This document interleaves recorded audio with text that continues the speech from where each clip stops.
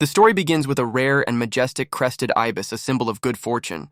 Inside a classroom, a student remarks that seeing the bird feels like the start of spring. But for 15-year-old Hajime Kugayama, the day is bleak after his first love rejected him.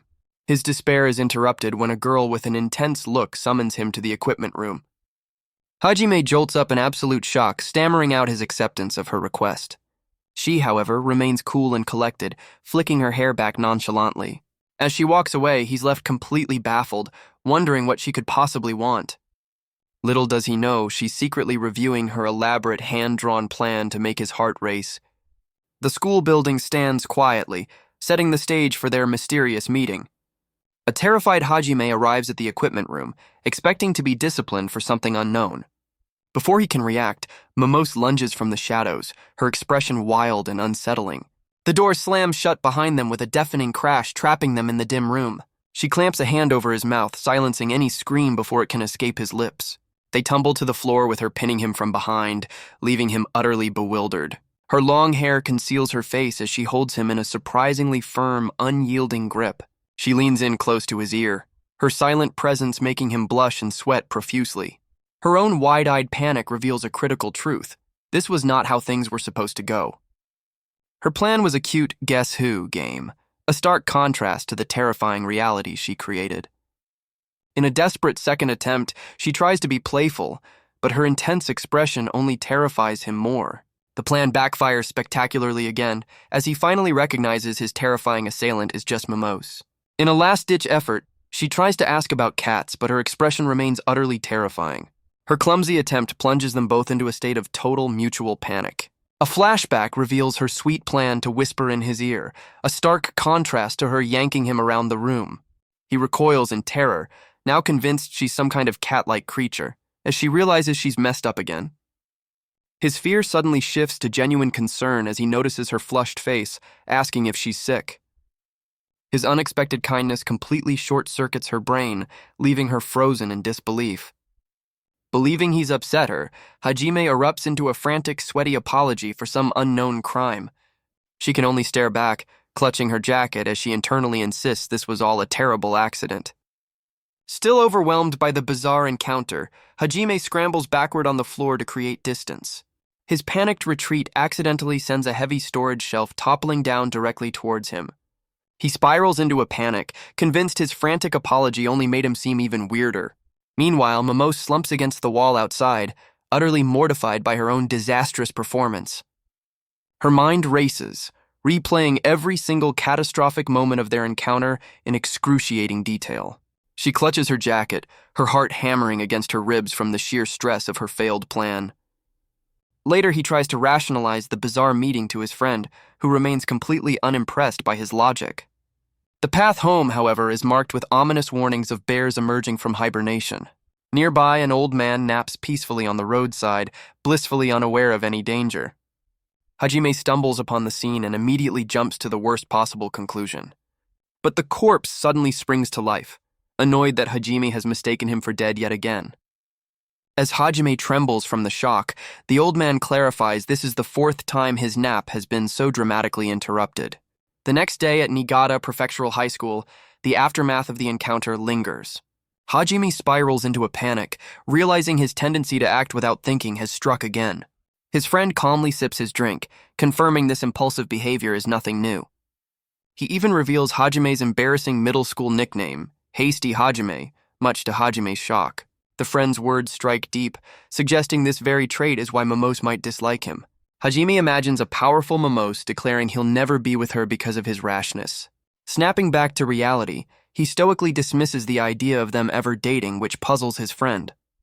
He then erupts with a bizarre theory, claiming Momose isn't a person but a divine concept. A flashback reveals he's always seen her this way, even as a child when he'd talk at her while she silently ignored him. Despite all evidence to the contrary, Hajime beams with misplaced confidence, absolutely sure they are destined to be together. His walk home is interrupted by the very girl he can't get out of his head, leaving him utterly bewildered.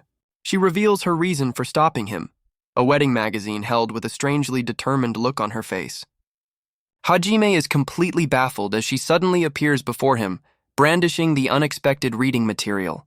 With intense focus, she points to a specific phrase, silently urging him to read the words, "Don't give up." She suddenly closes the distance, grabbing his tie and pulling him in for a shockingly close confrontation. He panics at her proximity and her fierce expression, completely misinterpreting her intentions. As he stammers for an explanation, she remains silent, her unreadable expression only adding to his confusion. Internally, Momose is in full-blown panic mode, as her plan to get him to say her first name fails spectacularly.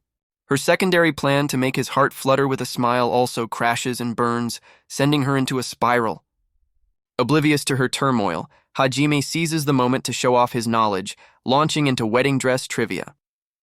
Her frantic tapping on the magazine reveals her own spiraling panic, completely lost for words.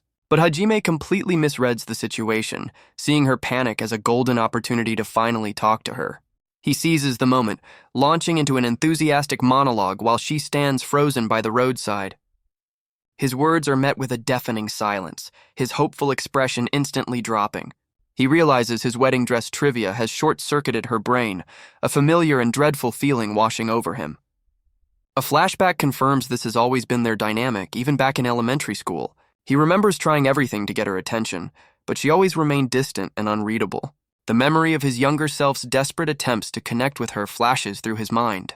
Snapping back to the present, he frantically tries to stop himself from getting lost in nostalgic daydreams.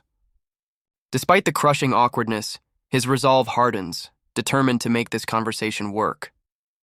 A horrifying thought strikes him. His impulsive nature might be the very reason she dislikes him. He remembers happily telling her he was glad they were attending the same high school. In the memory, she hesitates, unable to find the right words to respond. Back in the present, he panics, hastily explaining he only ever saw her on the walk home. Momose looks stunned, quietly revealing they actually attended different elementary schools. The news completely shatters his understanding of their shared past, leaving him speechless. She clarifies she was always walking to her grandmother's, a fact that makes his younger self's confusion suddenly clear. He's horrified to realize he spent 4 years trying to connect with someone he didn't even go to school with. The entire basis for his attempts to talk to her was a complete misunderstanding on his part. Their mortifying revelation is abruptly cut short as a small piglet emerges from the nearby bushes. Hajime cheerfully points out the baby wild boar, seeing it as a charming sign of spring. The adorable piglet continues to nibble on leaves, oblivious to the two students on the road. His joy instantly turns to terror as he grabs Momose's hand, urging her to run for her life. He recalls a crucial piece of countryside wisdom. A baby boar means a dangerous mother is nearby. In a desperate attempt to protect her, he clutches her hand and pulls her away from the perceived threat. He immediately starts apologizing for his rashness, realizing he's overreacted yet again. As he spirals in embarrassment, Momose watches him with a surprisingly calm, almost sad expression. His mind flashes back to another impulsive moment, when he randomly asked her about her favorite food as a child. The memory shows them standing in a long, awkward silence after his sudden question. Unable to handle the quiet, his younger self had blurted out his own answer before running away, leaving her standing alone. The memory continues, showing a young Momose sitting alone in her classroom, isolated from her peers. He recalls constantly trying to engage her, once asking about her favorite subject as they walked. Other children in the memory whisper about how she's always silent and seems intimidating. Another memory shows him nervously asking her about the school song, getting no response. He remembers bombarding her with a new question every day, this time about her favorite animal. The flashback reveals her younger self was not ignoring him, but was actually terrified and overwhelmed by his attention. Snapping back to the present, Momose suddenly trips and tumbles to the ground with a dramatic thud. He immediately assumes he scared her into fleeing, erupting into another frantic apology for being creepy. As he walks away in utter shame, she watches him go, her expression unreadable. But as he disappears, a soft, blushing smile spreads across her face, revealing her true feelings. He calls out her name, shocked by how quickly she's disappeared down the long country road. Despite their constant miscommunication, their story is far from over. The scene shifts to her room, where a meticulously organized bulletin board reveals her true intentions. Her secret plan is revealed in full, a step-by-step guide to winning his heart, culminating in marriage. As spring settles in, the local flora begins to bloom, signaling a new season.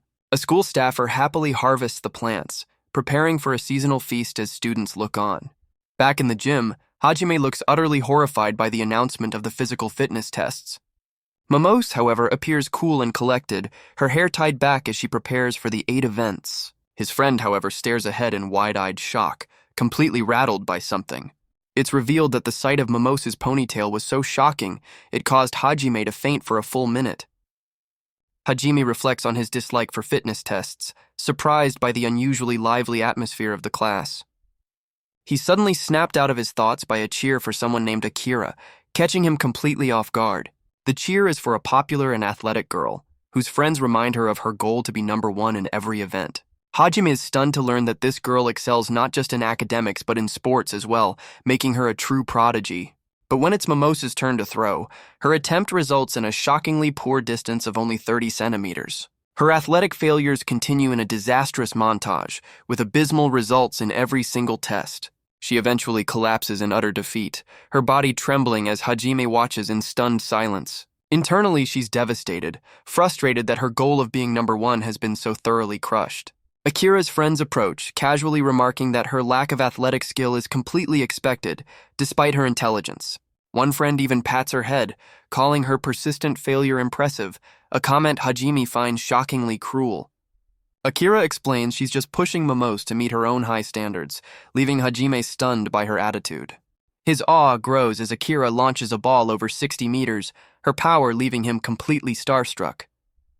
Inspired by her determination, Hajime channels his energy into a professional-level long jump. He follows up by shattering the school's sprint record, his speed leaving everyone in the dust. While he gushes about Momose's amazing spirit, his friend dryly compares his own athletic feats to Tarzan.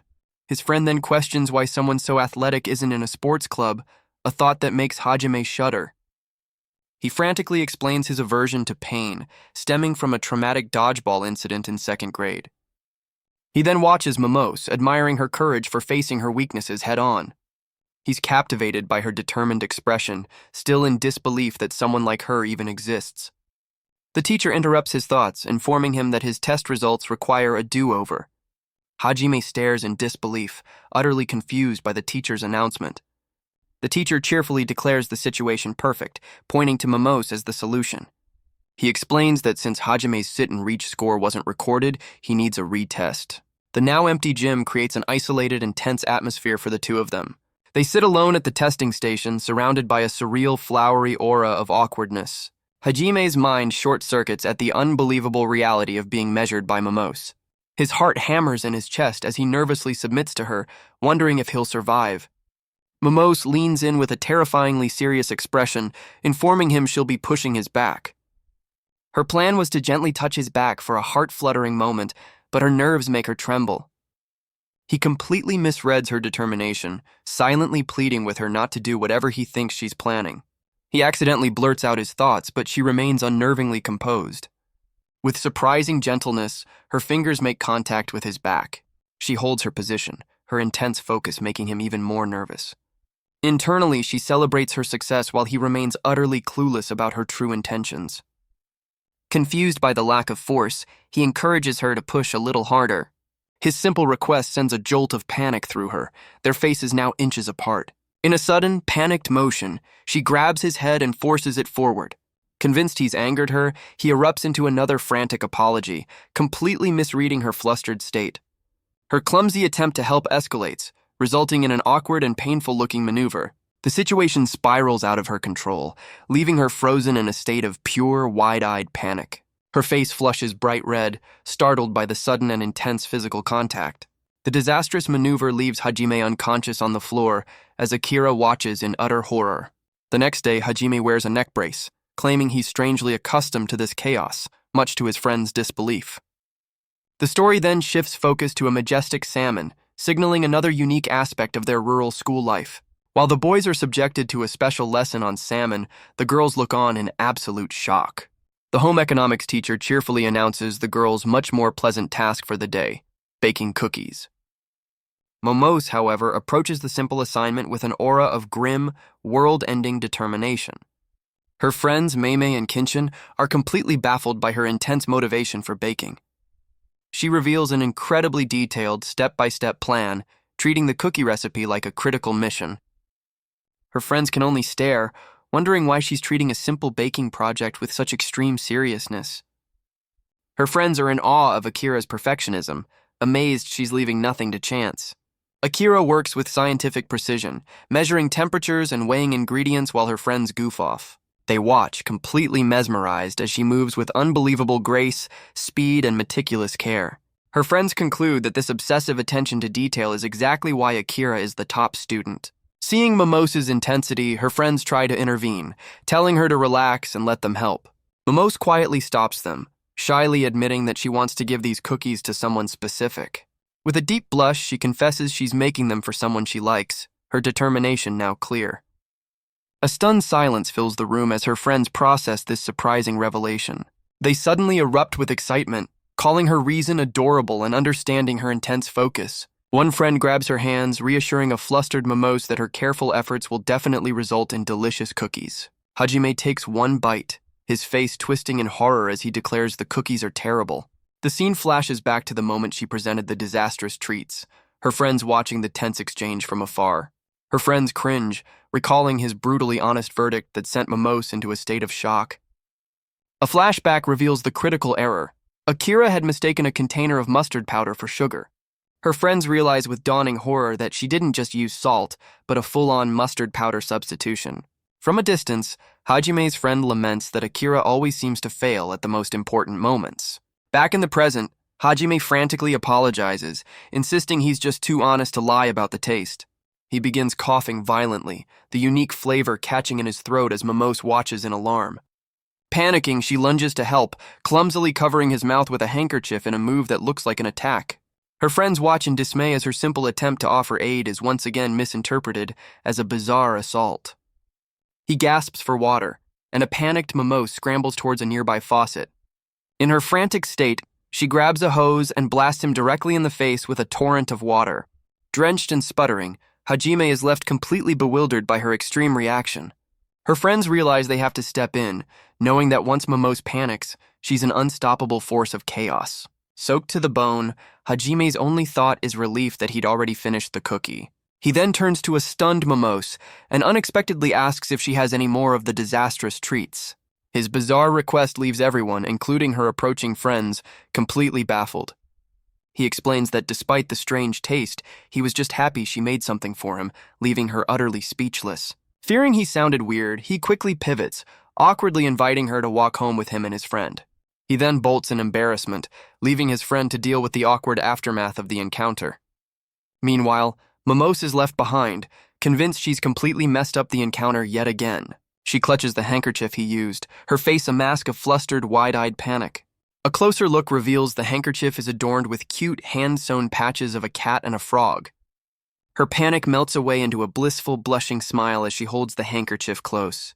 Her friends snap her out of her pensive state, finding her lost in thought after the chaotic exchange. From the ground, they give her a supportive thumbs up as she sits alone on the school roof.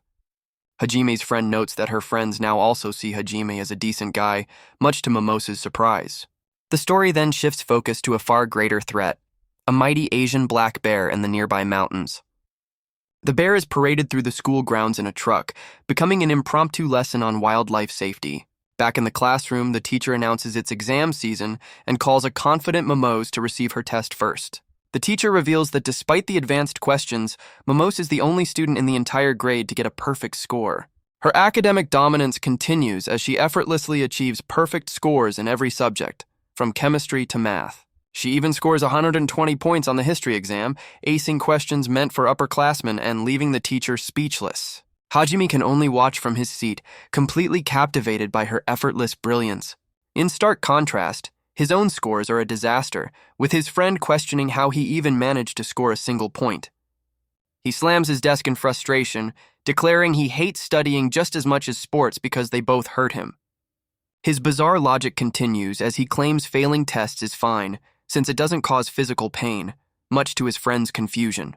His academic failure earns him a special shout-out from the teacher, who calls him out in front of the entire class. The teacher then commands him to follow Momose's perfect example, threatening him with remedial lessons if he fails again. As the school day ends, Hajime desperately wishes for a tutor to help him escape his academic doom. His wish is granted as Momose appears, wearing a study headband and carrying a mountain of textbooks. He stares in disbelief at the pile of books on his desk, somehow now wearing a matching headband. Overwhelmed, he panics and insists he couldn't possibly trouble her with such a huge task. She calmly reminds him that failure means remedial classes, offering to help him study. But her internal monologue reveals the tutoring session is just a ploy to get closer and hold his hand. Misinterpreting her intentions entirely, he tightens his headband with fierce determination, gratefully accepting her help. He gets fired up, fully expecting a strict lesson from the brilliant but intimidating Momose. The lesson begins with her drawing a bizarre, spiky creature on the board, asking him to name it in English. His mind goes blank, stunned by the immediate realization that her drawing skills are atrocious. He spirals into another panic, completely unable to decipher her drawing of the mysterious creature. He stammers out his best guess, pointing at the drawing and identifying it as a dog. His incorrect answer is met with a party popper explosion, signaling his spectacular failure. But to his shock, she declares his answer correct, presenting him with a congratulatory bouquet. Internally, she admits he was completely wrong, but decided to be lenient for the first question. She moves on to the next question, her strange encouragement leaving him more confused than ever. A rapid-fire round of incorrect guesses ensues, each one more disastrously wrong than the last. He starts to wonder if he has a secret talent for this, completely unaware she's just praising his effort. Undeterred, he confidently guesses her next drawing is a panda, his self-assurance growing with every failure. He asks in a flustered panic if he's finally right, while she internally confirms it's another lie. She stuns them both by blurting out that he's correct, her own plan spiraling out of her control. He celebrates his first correct answer with an enthusiastic high five, leaving her stunned. The high five was actually part of her plan, a clever excuse to finally hold his hand. Her plan's unexpected success sends a jolt of pure, blushing shock through her. But her panic takes over, causing her to accidentally slam a textbook directly into his face. He goes down hard, sent crashing to the floor as she stands frozen in horror. Her heart hammers in her chest as she realizes she's once again failed at the most decisive moment. Night falls over the school, closing the chapter on another disastrous encounter. The next thing he knows, he's waking up on the classroom floor after being knocked unconscious. He cheerfully recounts the incident to his friend, who dryly points out he still failed the test. The story shifts focus to a new local event, the town's traditional lion dance.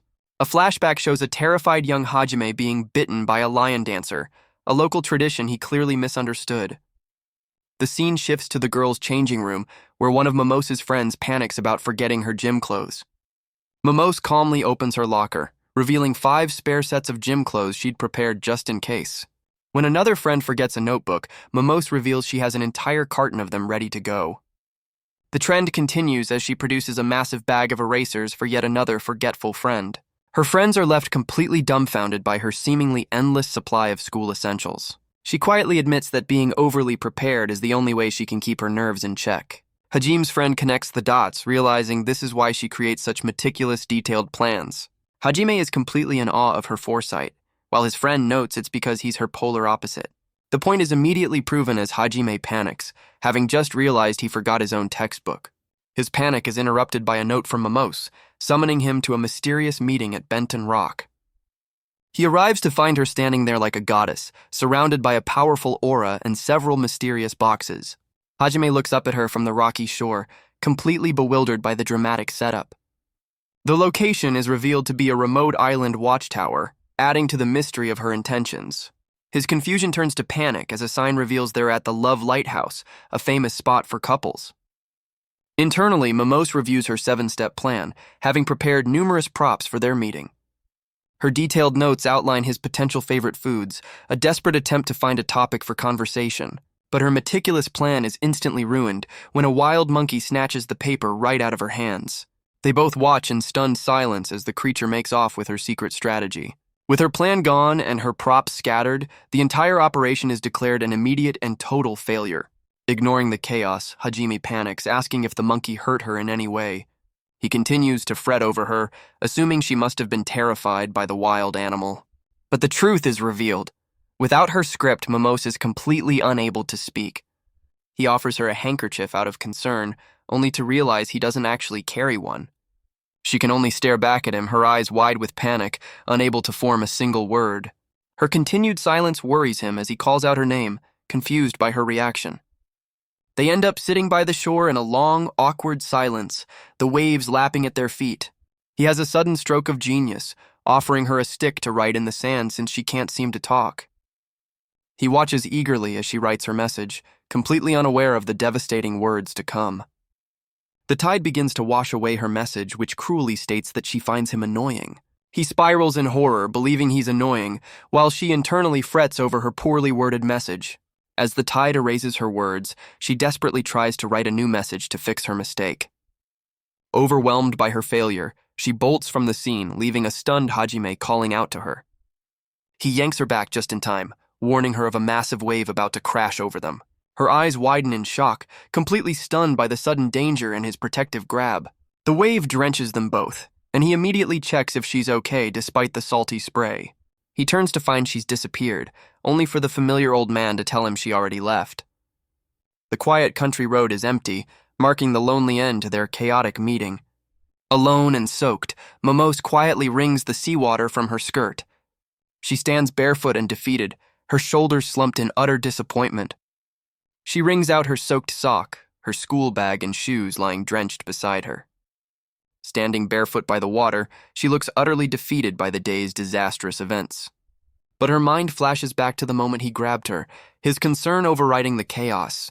The memory brings a soft, blushing smile to her face as she clutches the damp sock to her chest.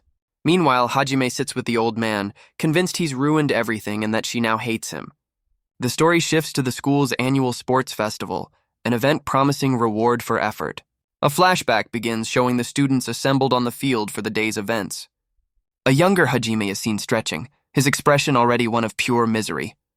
He collapses in despair, complaining about the painful games while a younger Momose watches, annoyed by his outburst. He then trips over a baseball, frantically vowing to avoid injury as Momose looks on with disinterest. A younger Momose confronts the now injured Hajime, demanding to know how he managed to get hurt so quickly. He's ordered to sit out and watch, which only fuels his rant about how sports festivals are the absolute worst. As the first event is announced, he continues to sulk on the sidelines, completely miserable. A flashback reveals his trauma stems from a terrifying big ball relay incident that left him scarred. Back in the present, he celebrates his non-participation just as someone stops in front of him with a determined scuff. Momose ties her hair back, her expression radiating an intimidating level of competitive spirit. Other students are stunned by her fiery aura, pointing out how incredibly fired up she is for the event. Her friends question her serious attitude, but she simply declares her unwavering resolve to win. Her intense competitive spirit unexpectedly unites the entire class, who are now hyped to compete. With a powerful leap, Momose launches herself into the competition, her eyes fixed on victory. The dreaded big ball relay begins with students struggling to move the massive spheres. Momose jumps with fierce determination, ready to receive the ball as it passes over the crowd. She spots her chance as the ball bounces towards her, preparing to make her move. With a powerful leap, she reaches for the ball, her effort catching Hajime's attention from the sidelines. He watches in shock, realizing her timing is completely wrong as she misses the catch entirely. Her friend celebrates their team's victory, relieved that Momose's blunder went completely unnoticed. As the basket toss begins, Hajime recalls Momose's complete lack of athletic skill. The yellow team effortlessly dominates the event, their basket piling high with successful throws. Hajime is stunned by her professional-looking throwing form, fearing the power she's about to unleash. She throws with a terrifyingly focused expression, channeling all her energy into a single powerful motion. But her powerful throw results in the ball landing pathetically just a few feet away. Despite her fierce determination, every subsequent attempt ends in the same dismal failure, leaving her kneeling in defeat. She glances at Hajime, trying to get his attention before mustering all her strength for another throw, only to fail again. The yellow team celebrates their victory, and Hajime realizes with a jolt that this is just another one of her spectacular failures. He remains on the sidelines, content to watch the chaos from a distance as the next event begins. Her friends try to console a dejected Momose, who is clearly devastated by her poor performance. Hajime watches her from afar, his expression unreadable as a leaf drifts past him. His thoughts are completely consumed by her, the memory of her sad expression lingering in his mind. The memory of his own sports-related trauma sends a shiver of pure terror down his spine. He recalls collapsing in pain, his fear reignited as a stray ball from the game rolls to a stop right beside him. He clutches a stray ball, resolving to stay on the sidelines and watch the rest of the events unfold. He quickly tosses the ball back, trying to convince himself he's not feeling lonely at all. His casual toss lands with impossible precision, a perfect shot right into the equipment box. Ignoring his own surprising skill, he reaffirms his decision to sit out, watching the other students line up. But from the field, Momose watches him with a soft, blushing expression, clearly impressed by his unseen feat. Her friend Akira pulls her away for a water break, while Hajime stands alone, rubbing his neck in thought. His friend suddenly appears behind him, startling him with a message from the teacher. The teacher has given him permission to rejoin the events if he feels up to it. His friend adds a word of caution, reminding him not to push himself after his earlier injury. He cheekily points out that sitting on the sidelines is exactly what Hajime wanted, a lucky break for him. But his friend adds one more thing, prompting a sudden, determined look from Hajime. His friend suggests that pushing his limits might just catch the attention of a certain someone. The scene cuts to a defeated Hajime, his friend questioning where all his confidence went. As the tug-of-war begins, Hajime roars with renewed vigor, ready to show off his mountain strength. The whistle blows, pitting his team against a formidable lineup of school athletes. Their efforts are futile, as the red team claims an instant victory, leaving Hajime in a defeated pile. His friend dryly remarks on their swift defeat, comparing them to fish flopping on the ground. But Hajime feels a strange sensation, a powerful gaze fixed on him from across the field. The intense stare belongs to Momose, who watches him with unwavering, serious focus. He spots her with the cheering squad, her piercing gaze leaving him utterly bewildered. She quickly turns away, her flustered reaction leaving her friend completely baffled. Her friends realize her intense stare wasn't a cheer, but a silent, embarrassed prayer for him to win. Hajime is left completely flustered, his mind short-circuiting at the realization that she was looking at him. He touches the bandage on his cheek, trying to process the sudden and unexpected attention from her. A deep blush spreads across his face, the implications of her intense gaze sending his heart racing. His friend breaks the spell, announcing the next event is the human horse and promising ice cream later. Reinvigorated by her stare, Hajime erupts with a powerful battle cry, determined to win this time.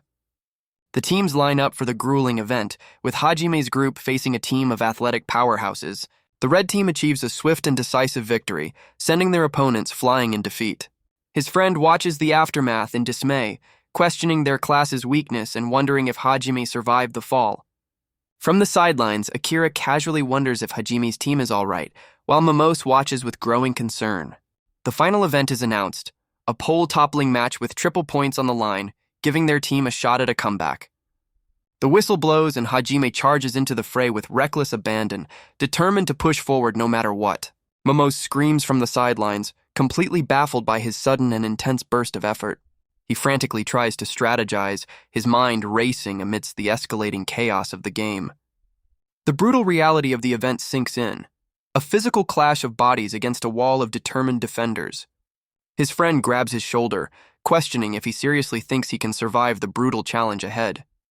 Hajime watches in horror as students are tossed aside, wondering if he's just entered a war zone. Bruised and overwhelmed, he looks back with a dazed expression, questioning his own motivation for being there.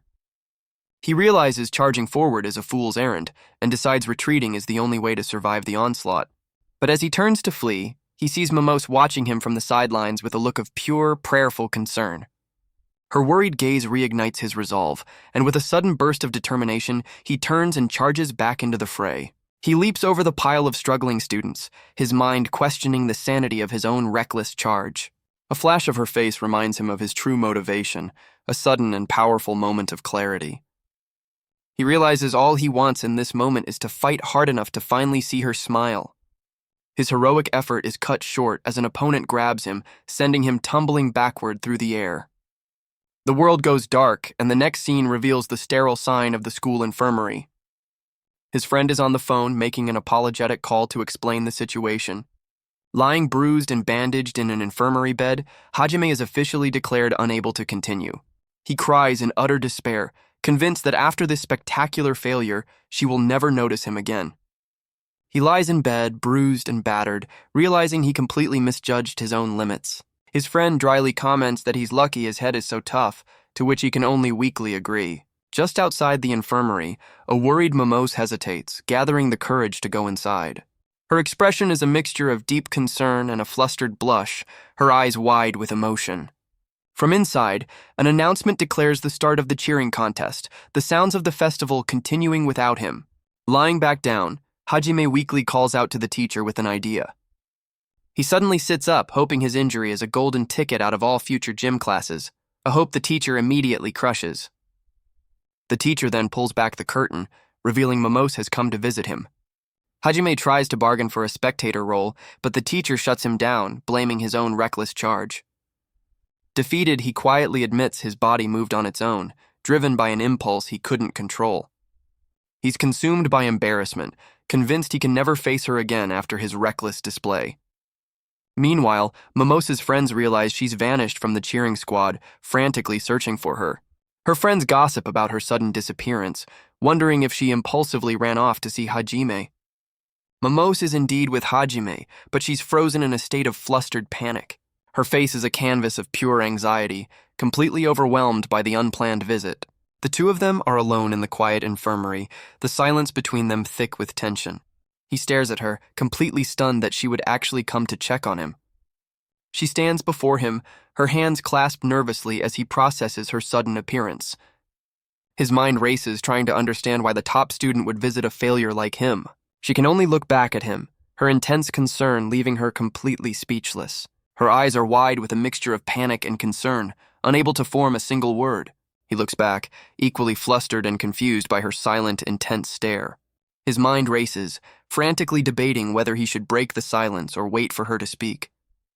She closes her eyes, gathering her courage while her face flushes a deep shade of red. The tension between them is palpable as he waits for her to finally say something. She finally manages to ask if his injury hurts, her voice quiet and full of concern. He stares back in utter shock, completely taken aback by her simple question. The realization dawns on him that the seemingly aloof Momose is genuinely worried about him. He sits up straighter in the bed, his expression shifting from confusion to stunned disbelief. To prove he's fine, he performs a bizarre acrobatic pose on the bedframe, leaving her completely speechless. He insists he's fine, performing a ridiculous handstand on his crutch to prove his strength.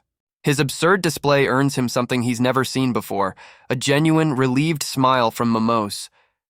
The sight of her smiling leaves him completely speechless, a deep blush spreading across his face. Their moment is shattered as his friend bursts in, panicking about the cheer squad's growing injury list. The friend quickly escorts a surprise Momose out, promising she can rejoin the festival soon. As soon as she's gone, Hajime's brave act collapses, slumping over in exhaustion before waving one last time. He puts on a brave face, cheerfully thanking her for the visit as she disappears down the hall. But the second he's alone, he collapses in a heap of pure agony, his friend rushing to his side. He writhes on the floor, overwhelmed by the pain from his reckless attempt to impress her. Lying there in misery, he finally confronts the reason for his actions and has a stunning epiphany. He likes her. He immediately dismisses the thought, convinced he's being completely stupid for even considering it. He reminds himself they're from two different worlds, and just talking to her is already a privilege. He tries to convince himself that she's not the kind of person who would ever fall for him. With a determined look, he decides to stop entertaining such ridiculous, impossible thoughts. But alone in the infirmary, he panics, wondering how he's supposed to stop these overwhelming feelings. His wide-eyed, blushing expression shows the full, terrifying weight of his realization sinking in. The story shifts to introduce a mythical creature, the Tsuchinoko, a strange snake rumored to live in Japan.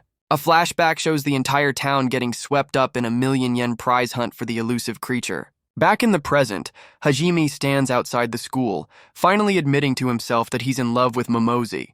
His friend immediately shatters the moment, bluntly warning him that a confession now would only end in rejection. The two friends sit outside during lunch, continuing their serious discussion about love. A tearful Hajime denies any plans to confess, but his friend notes his feelings are written all over his face. His friend begins a lecture, instructing Hajime to view a girl's emotions as a complex living creature. He explains that with her affection so low, Hajime must spend a year raising his own value to win her over. The friend speculates that her infirmary visit was just an impulse, a sign her affection level is still weak. He confidently claims this method has worked for him with many girls, advising Hajime to take it slow. Completely convinced, Hajime eagerly takes notes, impressed by his friend's apparent experience. His friend coolly admits all his dating experience comes from simulation games, a fact Hajime completely misses. Hajime recalls a tense moment with Momose, now convinced his friend is right about starting from a better place. With newfound determination, he resolves to take things slow and follow his friend's strategic advice. A quiet afternoon settles over the school, setting the stage for the next chaotic encounter. But his plan for a slow approach is shattered as Momose corners him in a cleaning closet. He's completely bewildered as she leans in, trapping him against the wall with a serious expression. Trapped in the tiny space, he frantically wonders how he ended up in this intense situation. A flashback reveals she ambushed him on his way to remedial class, pulling him into hiding. His mind short-circuits, completely overwhelmed by her sudden and intense proximity. He panics, realizing his friend's take-it-slow strategy is impossible with her this close. Her internal plan is revealed, a simple, cute attempt to share a cupcake that has gone horribly wrong. He reasons that hiding in the locker is their only option to avoid being discovered. With her plan to share a cupcake officially ruined, she looks on in utter defeat. He frantically debates making a stealthy escape, completely overwhelmed by the embarrassing proximity. In a desperate, panicked move, she shoves the handmade cupcake directly into his mouth. He misinterprets her flustered state, fearing she's trying to silence him for good. She tries to bolt from the closet, but her frantic movements only escalate the chaos. Realizing her escape will give them away, he panics and reaches out to stop her. He grabs her hand to keep her quiet, the sudden contact sending a jolt of shock through them both. Her eyes widen in a state of pure frozen shock, her mind completely short-circuiting. The situation devolves into mutual panic as he silently begs her to calm down. Their frantic hiding is cut short as the closet door is suddenly thrown open. The teacher lets out a horrified scream, having discovered them in the compromising situation. Their teacher faints from the shock as the class rushes to the window to see a baby bear in the schoolyard. In the ensuing chaos, Hajime and Momose make a frantic escape down the school hallway. He stops to catch his breath, only to see Momose has already sprinted to the far end of the corridor. His friend finds him, misinterpreting the situation and asking if Momose pulled him aside for a private talk. Hiding in a tree, Hajime watches a man chase the bear, now completely baffled by Momose's unpredictable actions. While Hajime's mind is a mess, Momose is already at home, meticulously crafting a new plan. Her detailed notes reveal her next objective is to find a way to hold his hand. With a blush and a look of pure determination, she commits to her new romantic strategy. Her imagination runs wild, picturing a future where she's drying his hair after a shared moment. Lying in her room, she reviews the final ambitious step of her plan, to date and eventually marry him. She lies in bed, blissfully convinced her chaotic plan is a resounding success. Meanwhile, a despairing Hajime asks his friend for advice, who unhelpfully suggests reloading a previous save file. The story introduces a new local obsession, the deep green, translucent gemstone known as jade. A tourist is stunned when a local child expertly identifies her gem not as jade, but as common flint. Momose's friend Akira expresses disbelief that anyone from the countryside wouldn't know how to ride a bike. During lunch, Akira's friends are taken aback by her surprisingly judgmental attitude. Momose quietly explains she grew up in Tokyo, an excuse her friends find completely unconvincing. Her friends then point out that Akira's own sense of balance is notoriously terrible. Elsewhere, Hajime struggles with a massive stack of books, ignoring his friend's warning about the danger. He stumbles under the weight, begging for help while his friend just coolly remarks on his surprising strength. From the classroom window, Momose watches him with a knowing smile, while Akira looks on with a blush. Her friends suddenly announce they've cooked up a brilliant plan involving the two of them. The scene shifts to a quiet country road, where a determined Momose confronts a stunned Hajime. She approaches him with a bicycle, her serious expression leaving him completely unnerved. She nervously asks for his help, and he reluctantly agrees, baffled by the strange request. Her friends suddenly appear, revealing their grand plan is for him to teach Akira how to ride a bike. He completely misreads her internal panic, assuming she's just uncomfortable asking a loser like him for help. But then he has an epiphany, realizing this is the perfect chance to raise his affinity level with her. Meanwhile, her own script reveals the bike lesson is just an elaborate scheme to create an excuse to hug him. The lesson begins with a clueless Hajime earnestly instructing her on how to get comfortable on the bike. The lesson immediately goes wrong, as a startled snake sends Momose flying off the bike in a spectacular crash. Hajime dives to the ground, cushioning her fall and questioning how she managed such a bizarre accident.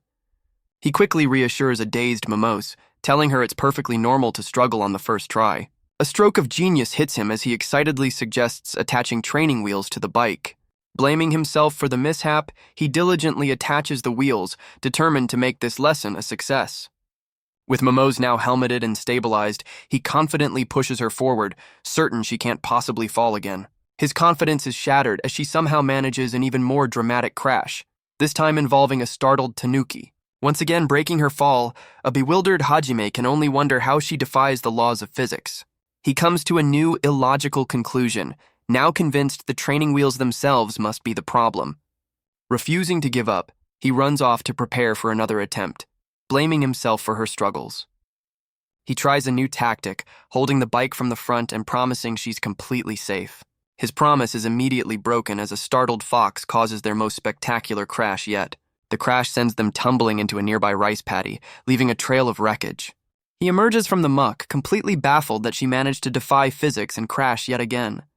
While her friend suggests giving up, Hajime refuses, determined not to see her look so defeated. He changes tactics again, offering to give her a ride so she can just enjoy the feeling of the breeze. She eagerly accepts, hopping onto the back of the bike before he's even fully ready to go. He starts to pedal, a wave of panic hitting him as he realizes the sheer proximity between them. This was all part of her plan, as her secret script reveals the final step: hug him from behind.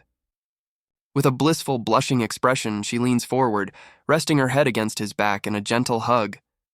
Her gentle hug immediately causes their most spectacular crash yet, sending them both flying through the air. The old man rushes to their side, as the narrator confirms the disastrous bike lesson is officially over. Later that night, the scene shifts to a quiet, traditional bathhouse, its women's entrance now closed. Inside, a blushing Momose soaks in the bath, her mind replaying the chaotic events of the day. She relives the single successful moment of her plan, the brief hug before the crash, and lets out a contented sigh. Her mother's voice breaks the spell, questioning why she's been hiding in the bath for so long. Meanwhile, a mud-covered Hajime returns home, convinced he's ruined everything and that Momose now despises him. The story abruptly shifts focus, introducing a proud and majestic Shiba Inu.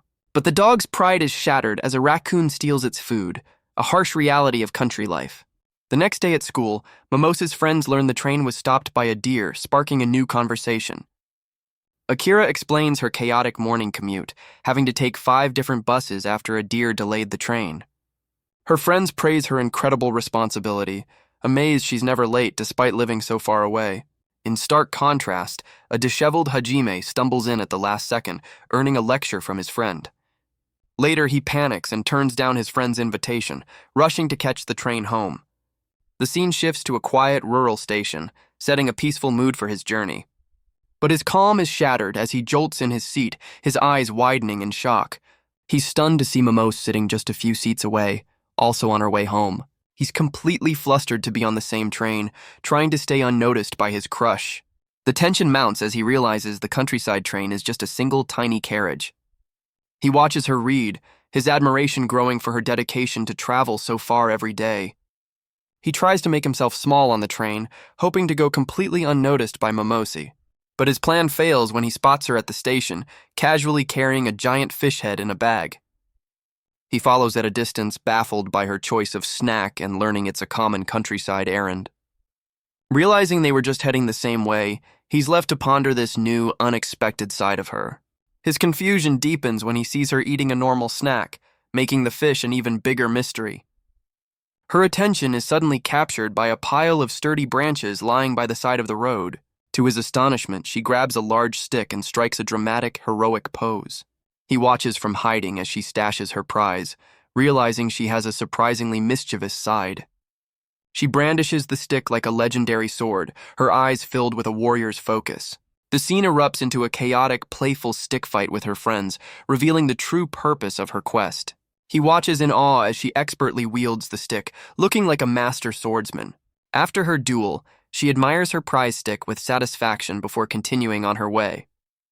She clutches the stick to her chest, a faint blush on her face from the exhilarating play fight. Another stick is tossed her way, and she catches it with surprising agility, much to his delight. Her playful mood vanishes as she spots a stray cat, her expression shifting to one of concern. He's relieved to see her now happily surrounded by a crowd of friendly stray cats. But he realizes with a jolt that the cats are swarming her for the fish head she was carrying. Fearing she's in trouble, he abandons his hiding spot and sprints to her rescue. But by the time he arrives, the entire scene is empty, leaving him utterly confused. His mind immediately jumps to the worst conclusions, imagining all the terrible fates that could have befallen her. He sprints down a steep path, his mind racing with worry as he searches for her. But his frantic search turns up empty, leaving him even more panicked and confused. He suddenly finds her emerging from the bushes, looking completely unfazed with leaves in her hair. He learns that she simply took a mountain shortcut, a common practice in the countryside. He's left completely flustered by her calm demeanor, while she looks back with a soft, knowing blush. The peaceful moment shatters as she suddenly brandishes a massive crab claw in a state of total panic. He bolts in terror as she wildly swings the claw, trying to fend off an unseen attacker. When the chaos subsides, she's left standing alone, bewildered by his sudden disappearance. She clutches the crab claw, wondering if his terrified face was just a mirage. Meanwhile, Hajime lies in a heap, having fallen in his haste to escape this chaotic new side of Momose. The story flashes back to the high school entrance ceremony, where two new students spot a familiar face. One girl recognizes her as Momosi, a former classmate who moved to Tokyo and is now back to give a speech. The other girl, Meimei, scoffs at the mention of Tokyo, clearly holding a grudge against city folk. From a distance, they watch as Momose meticulously scrubs the bench she was just sitting on. She finishes cleaning just as an elderly woman approaches, patting the seat to ensure it's spotless. With a radiant smile, Momose offers the clean spot to the woman, leaving her new observers completely stunned. The two girls are left speechless by her graceful and considerate gesture as she walks away. Convinced no one can be that perfect, Mamie declares her mission to find Momose's hidden weakness. But their stalking reveals only a series of good deeds, from helping people to fundraising for a local shelter. Mamie fumes that Momose's perfection is making her look bad, while her friend dryly agrees. Their spying is interrupted as Momose suddenly slams her hand against a wall, startling them. She looks at her stinging hand, while the two girls recoil in fear from the sudden, aggressive sound. With a panicked expression, she slams her hand against the wall again, leaving her observers utterly confused. They watch her mumble to herself, mistaking her secret practice for a bizarre, intimidating ritual. A sudden gust of wind whips past, which they attribute to Momose's terrifying aura.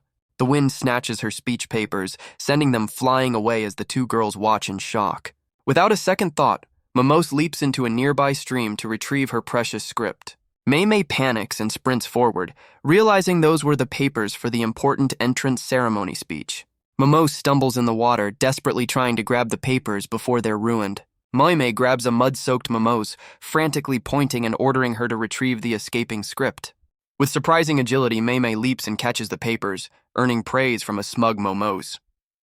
Meimei questions why she'd risk so much for a speech, flipping through the recovered pages with confusion. But the papers reveal not a speech, but a secret romantic script, detailing her plan to win someone over. Her friends snatch the script, their shock turning to amusement as they realize what it truly is.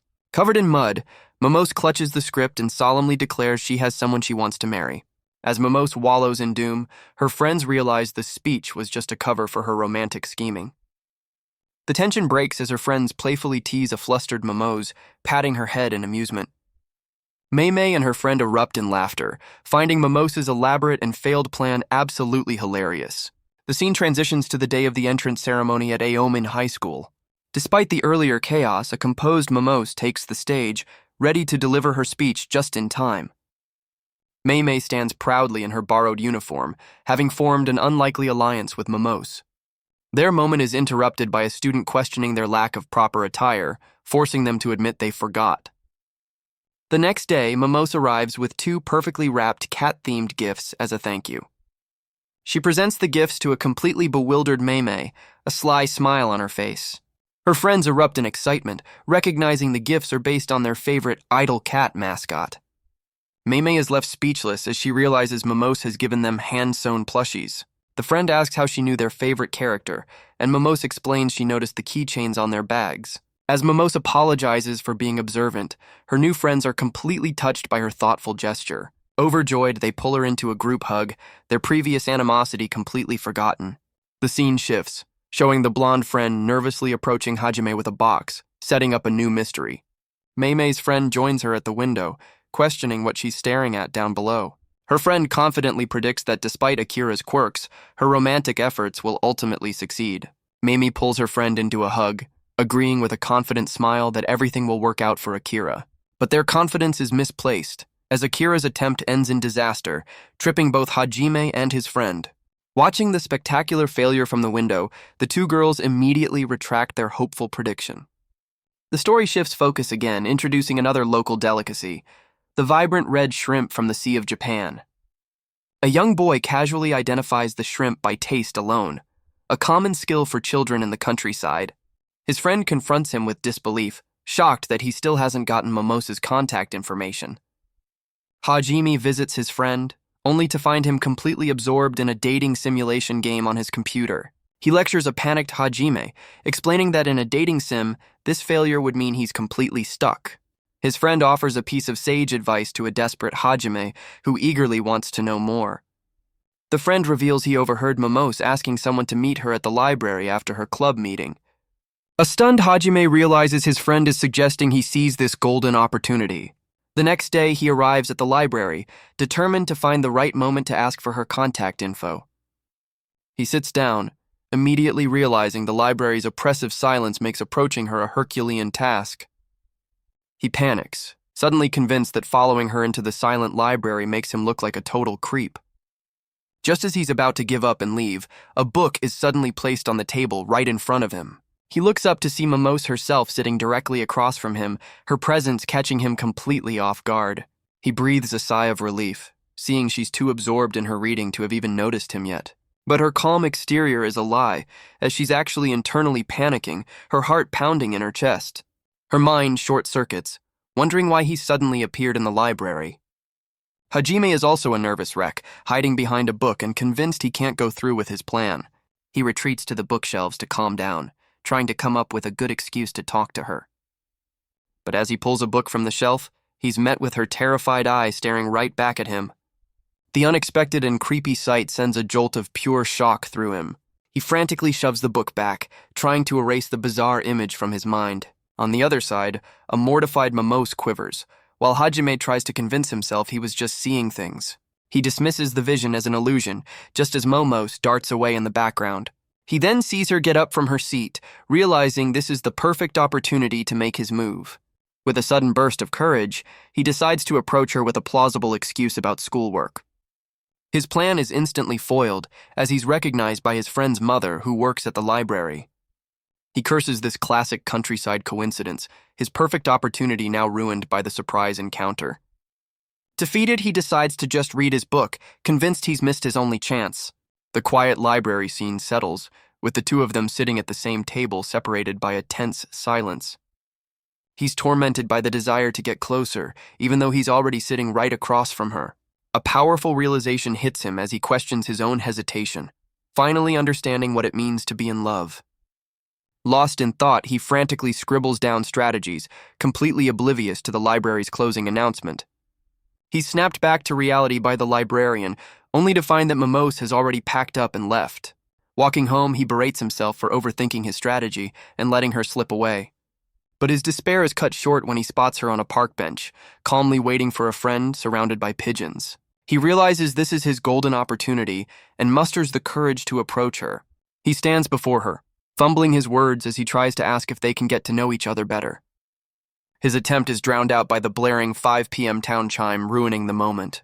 As feathers drift around her, she looks up at him, her serene expression leaving him momentarily stunned. He's completely captivated by her intense, beautiful gaze as she waits for him to speak. He finally asks for her contact info, and she calmly agrees, showing him her phone. After a quick bow, he walks away, freezing near the restrooms to process his overwhelming success. He erupts in a silent, gleeful celebration, overjoyed that he finally has her contact information. But as he walks home, his mood darkens as he wonders if she would have agreed had she known his true feelings. He panics, realizing his nervous, cold demeanor completely failed to show her he was actually interested. As Hajime replays his nervous request, Momose's friend Akira finally arrives, asking why she looks so stunned.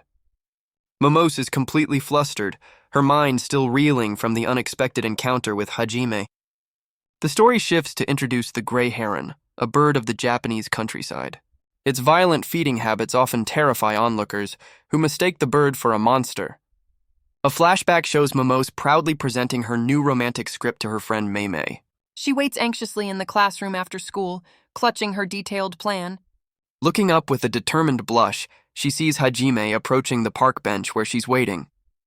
The scene flashes back to his flustered but courageous attempt to ask for her contact information.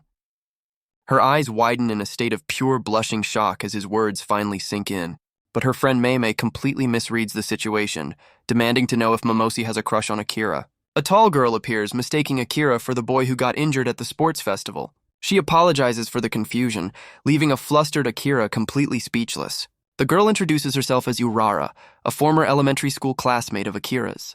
Urara explains they never spoke because she was often sick, while Akira recalls her being a lonely child. Urara then turns to Momose, correctly guessing her romantic script is about her crush on Hajime. A flustered Momose tries to hide her elaborate and embarrassing plan from her friends. Urara leans in, questioning why Momose is taking such a complicated approach to her feelings. With a determined look, she clenches her fists and passionately offers to help Momose succeed. She suddenly slams the wall, vowing to find Hajime and bring him to Momose herself. Before anyone can stop her, she sprints out of the room, confident her plan will work. Her friend's rescue mission goes awry as they find themselves accidentally locked in the gym storage room. A loud, rhythmic thumping from outside catches their attention, leaving them both confused and wary. Urara bursts through the storage room door, carrying a dazed Mei and announcing she's found a shortcut. Akira is overcome with relief, realizing their chaotic friend has just saved them from being trapped. Urara leaps away, vowing to help Akira before disappearing, leaving her friends completely stunned. Her unstoppable rampage continues as she drags Mei along, demanding a teacher reveal Hajime's location.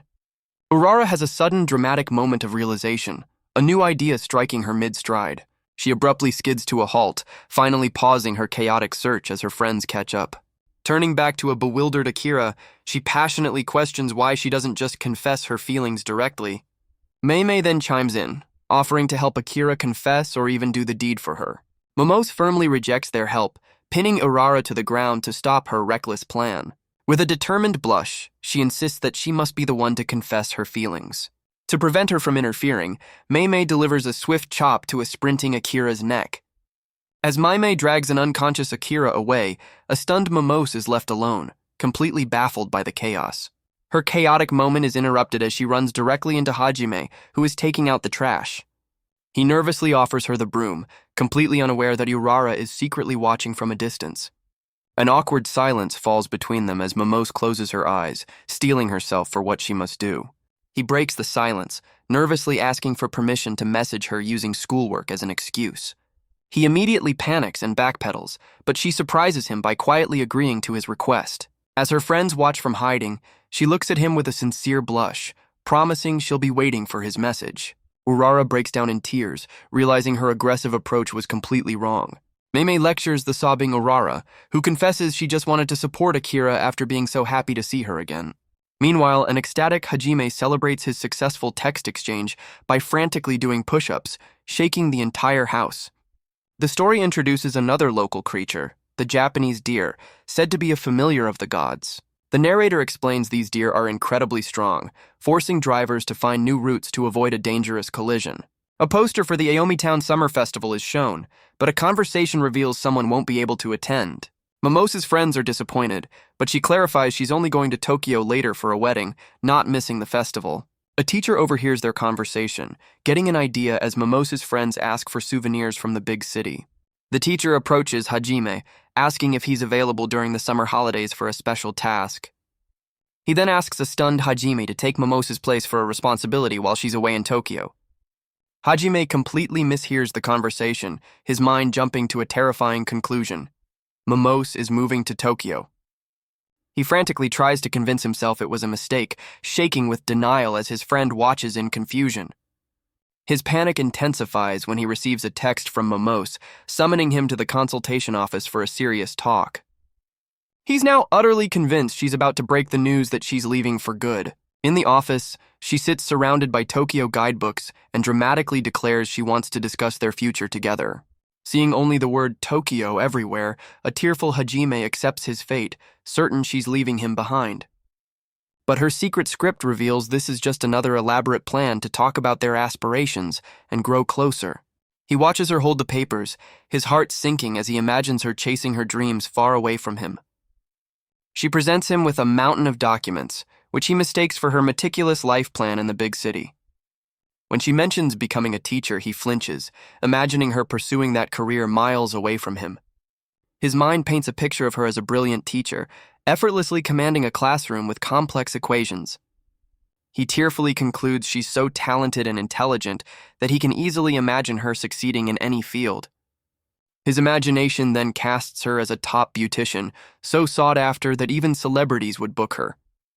Next, he sees her as a dashing pilot, traveling the globe and living a life of high-flying adventure. His final vision is of her as a famous doctor, so impressive she could be the star of a hit medical drama. The weight of her limitless potential crushes him, leaving him feeling utterly depressed and inadequate in comparison.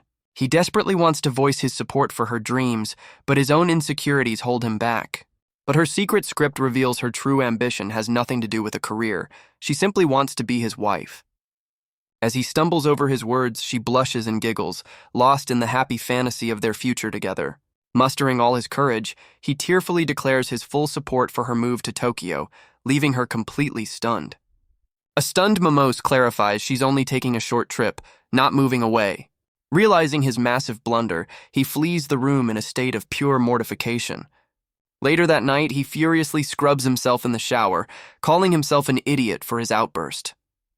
Despite his embarrassment, he's overwhelmed with relief that she's not actually leaving. The fear triggers a memory of graduation, where he imagines a future without her. He recalls the empty desk beside him, a stark reminder of the distance between them. A flashback reveals he's already lived through the pain of her leaving once before. He remembers her looking back as she moved away years ago, a moment etched in his memory. Back then, he was left with only regrets, wishing he'd gotten to know her better. The memory ends with him watching her from afar, his long-standing fear of losing her now explained. In his room, he stares at a flyer for the summer festival, resolving to stop letting fear control him. He's filled with a new determination, vowing to never experience the pain of losing her again. His intense moment is broken by his mother's call, startling him as he holds his phone. Taking a leap of faith, he types out a message, boldly asking Momose to the festival. At the festival, his heart pounds in his chest as he nervously waits, clutching his bag strap. A flashback to his phone reveals she eagerly accepted, even setting the time and place to meet.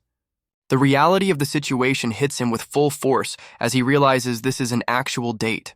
Overwhelmed by excitement, his stomach growls, and he decides to grab some food from a nearby stall. His attention is suddenly caught by two girls laughing together in beautiful traditional yukatas. A wave of panic washes over him as he realizes he's completely underdressed for the occasion. But his panic is cut short by the sight of Momose in a festival happy coat, looking ready for duty. His confusion deepens as her friends call him over, announcing the festival is about to begin. He's immediately swarmed by his classmates, who question why he's the only one not in festival attire. An organizer thanks the Aomine High students for their help, leaving Hajime completely baffled. The man then cheerfully announces their duty is to dance for an hour before they can enjoy the festival. It finally dawns on him that her yes was for the bond dance, not a romantic date. He remembers with a jolt that his entire class was scheduled to participate in the town's dance parade. His friend mercilessly teases him for trying to score a date while forgetting a mandatory school event. But his friend quickly offers a new plan, suggesting he ask her out for real after the dance is over. Fired up with new determination, he dons a festival shirt and rushes toward the front, ready to find her. He and her friends suddenly realize that Momose, who was just there, has completely vanished. The entire group panics, wondering where the most enthusiastic member of their dance troupe could have disappeared to. His jaw drops as he spots her at the front of the parade, now leading the Aomine kindergarten group. A handy diagram illustrates her bizarre trajectory, leaving her high school friends behind to join the toddlers. He sprints to correct her, but she's too absorbed in her dance to notice him yelling that she's in the wrong group. Her focused dancing causes her to drift even further, accidentally joining the Iomi Hula Dance Club. Unstoppable, she continues her solo performance, now weaving her way through the mother's volleyball team. He watches in helpless disbelief as she continues to dance her way through completely unrelated parade groups.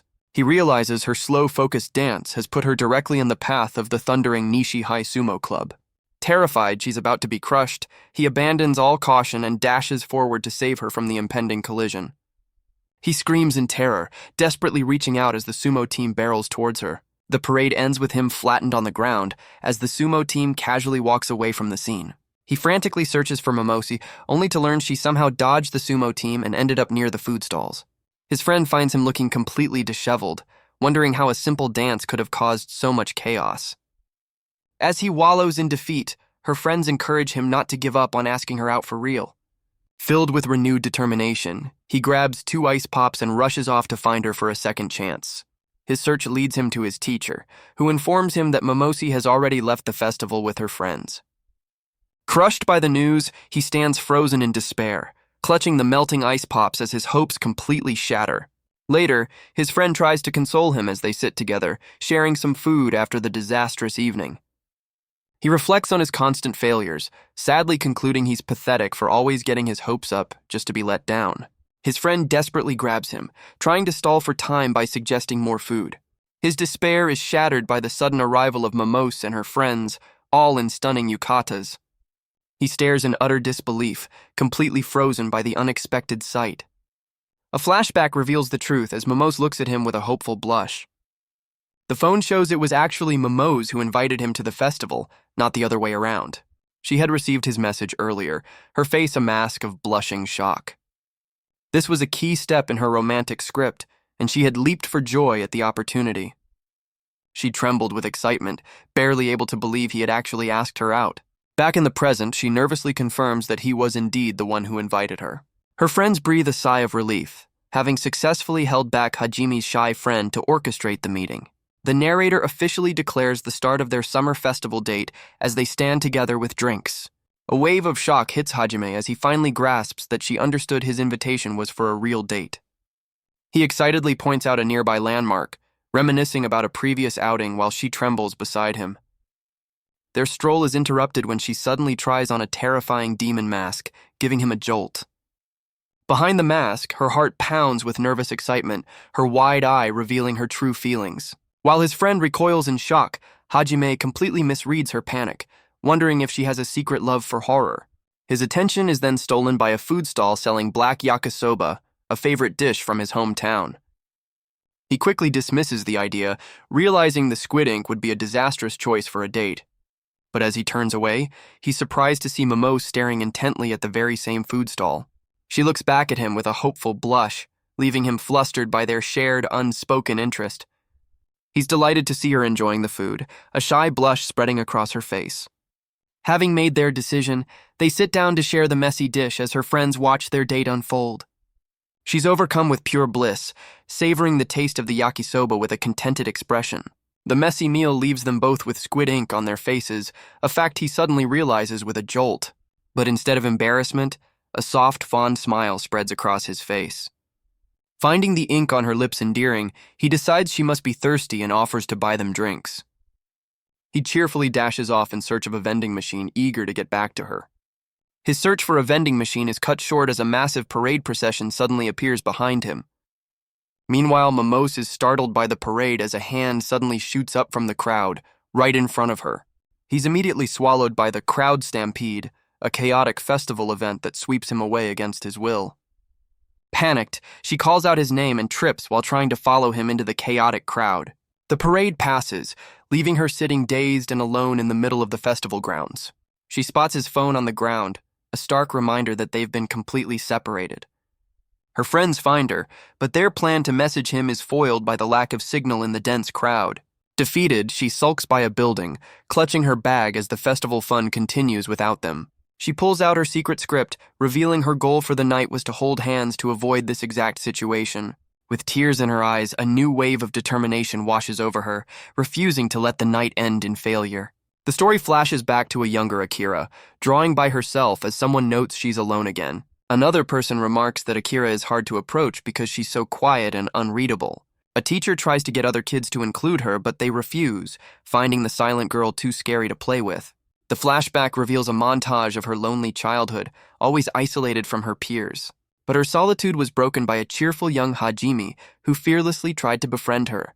The memory shifts to their 4th grade class where the teacher assigns them a project on their life goals. The students are tasked with planning out the next 10 years of their lives. As she stares at the blank sheet, the memory of Hajime's kindness fills her thoughts. Her life plan is revealed, with the final goal at age 20 being to marry Hajime Kugayama. Her heart pounds as she realizes with a blush that life rarely follows a script. The teacher's carefree advice to just write whatever comes to mind sends a jolt through the classroom. The flashback ends with her classmates saying goodbye as she prepares to move away, her life plan cut short. Back in the present, a determined Momose reflects that life never goes according to plan, refusing to give up. She stands alone, watching other couples enjoy the romantic glow of the festival lanterns. Her eyes then fall on a poster for a local landmark, the Lighthouse of Romance on Benton Rock. A sudden realization dawns on her face as a new hopeful plan begins to form. With renewed determination, she sets her sights on the romantic lighthouse path in the distance. The scene shifts to the beautiful starlit walkway leading out to the rocky island. Elsewhere, a tattered Hajime finally escapes the festival crowd, completely exhausted by the chaos. He stands by the water, admitting he had a faint hope she might be waiting for him there. The wide, empty view only emphasizes his loneliness and the distance between them. He clenches his fist in frustration, convinced he's ruined everything and she's already gone home. With a sad smile, he resigns himself to failure, muttering that nothing ever goes his way. But his despair is cut short when he finds Momose standing right there, leaving him utterly stunned. She catches her breath, equally relieved to have finally found him after her frantic search. With a shy, radiant smile, she admits she just had a feeling he'd be waiting in this spot. Their reunion is punctuated by a massive firework exploding in the night sky, catching him completely off guard.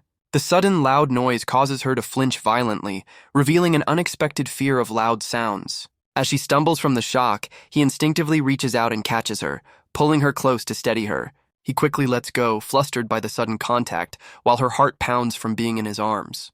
They stand together under the brilliant display, both a little shaken but finally reunited. He realizes his wish to watch the fireworks with her came true, just not in the calm, romantic way he'd envisioned. He glances over, noticing her exhausted posture and wondering what kind of ordeal she went through to find him. He notices her exhausted expression, a stark contrast to her beautiful yukata. He quietly sits down beside her, a silent gesture of comfort after their chaotic separation. They settle into a comfortable silence, watching the fireworks paint the night sky. A profound realization dawns on his face as he takes in the perfect moment. He glances down at her, his heart swelling as they share the beautiful spectacle. He's completely mesmerized by her serene profile, illuminated by the glittering fireworks. They sit together on the pier, two small figures against the grand, explosive display. He feels a deep connection, believing they are both sharing the exact same happy thoughts. Overcome with emotion, he realizes with absolute certainty what his feelings for her truly are. As he looks at her, he desperately wishes this perfect, peaceful moment could last forever. She silently wishes for the moment not to disappear, even as another firework makes her flinch. Overwhelmed with joy, she holds her face, wanting to cherish this feeling of happiness forever. He glances over at her just as a sudden gust of wind catches them by surprise. The wind snatches her handkerchief, sending it tumbling into the dark water below. He immediately tells her to wait and springs into action, determined to retrieve it for her. Wading into the sea, he successfully grabs the soaked handkerchief as she watches in surprise. With a relieved smile, he realizes he was getting worked up over nothing, feeling a sense of calm amidst the fireworks. She looks at him with deep affection, deciding to savor this happiness for as long as possible. As he offers her the handkerchief, she resolves that it's okay to let their relationship grow slowly. He reassures her with a radiant smile, insisting that he doesn't mind being wet as long as she's all right. Overwhelmed with emotion, she clutches the handkerchief to her face, tears of joy streaming down her cheeks. She stands up, a gentle, determined look on her face as she gazes at him under the glittering sky. But another sudden firework makes her flinch and she stumbles backward, losing her footing on the rocks. He lunges forward in a panic, desperately trying to catch her before she falls into the water. He catches her just in time, pulling her into a close embrace as they both teeter on the edge. Their combined momentum sends them tumbling backward into the shallow sea, her belongings flying through the air. As they fall, their lips accidentally meet, just as another firework illuminates the chaotic scene. The unexpected kiss happens in a splash of water, a perfect, unplanned moment against the explosive backdrop. Later that night, a pensive Momo sits in her room as her mother calls out, worried about her. Her mother expresses concern that she came home soaking wet, while Momo's secret script reveals her goal was to kiss him all along. A breathless Momo sprints through the woods, fleeing the scene of the chaotic festival finale. She finally arrives at her family's bathhouse, where her mother greets her with a look of pure shock. Collapsing onto the floor, she's completely overwhelmed by the night's unbelievable events. She looks up, her face flushed and her mind reeling as she processes the accidental kiss. The memory of the moment flashes through her mind, leaving her in a state of stunned disbelief. Back in her room, she updates her romantic to-do list, adding, "Try kissing him with newfound purpose." She clutches the paper, her expression a mix of embarrassment and steely determination.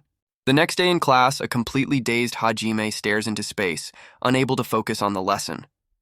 His mind spirals into a panic as he's convinced he's done something unforgivable to Momose. The memory of their accidental kiss replays in his head, the source of his intense inner turmoil. He bursts from the water, screaming in a state of pure, unadulterated panic. He frantically tries to apologize, while a stunned Momose grapples with what just happened. But he's left standing alone in the water, watching her footprints fade into the distance. In the chaos that followed, she completely disappeared, leaving him calling out for her. The next day at school, a somber Hajime takes out the trash, resolving to finally apologize. He's paralyzed by overthinking, unable to say anything as he questions if it was even a real kiss. He spirals, terrified he's the only one who considered it a real kiss as he spots her across the schoolyard. He finally shouts her name and she turns around, her shocked expression mirroring his own. Clutching the trash bags, he fumbles through the beginning of his apology. As he stammers about the incident at the ocean, she shivers, the memory still fresh in her mind. But his apology sends her bolting in the opposite direction, leaving him completely stunned. A sudden downpour interrupts the chaos, and he calls out her name as everyone scrambles for cover. They end up taking shelter under the same small awning, trapped in a profoundly awkward silence. Standing side by side, they both stare forward, drenched and mortified by the unbearable tension. He finally tries to break the silence, but she turns away, swallowing nervously, unable to face him. A close-up reveals her intense blush as she struggles to process the overwhelming moment. He continues to stammer, desperately trying to find the right words to fix the situation. He finally manages to apologize for everything that happened at the festival, taking the blame for the chaos. She shakes her head, dismissing his apology, before turning to him with a look of genuine concern. In a quiet moment, they both ask if the other was hurt, their mutual worry overriding their embarrassment. He continues his apology, specifically mentioning the disastrous festival.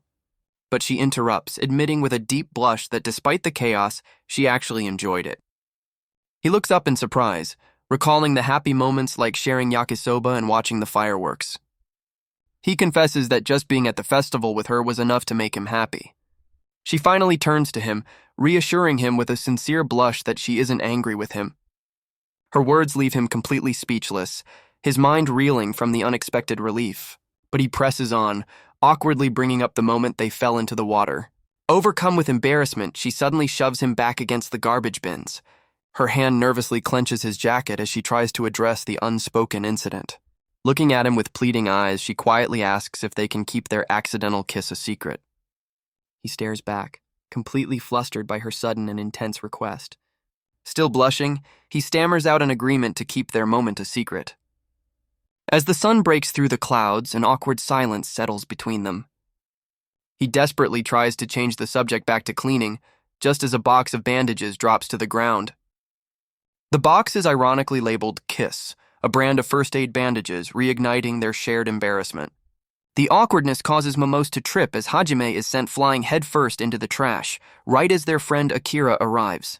Later, at her family's bathhouse, Momose adds a new objective to her secret romantic script.